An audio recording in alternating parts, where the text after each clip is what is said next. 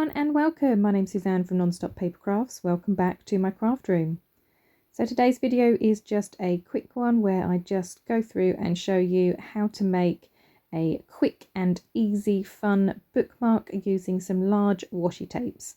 I got my large washi tapes from Beebeecrafts in a recent order. I'll put the links down below in case you are interested in them. But for now, thank you very much for watching and I hope you enjoy this quick tutorial.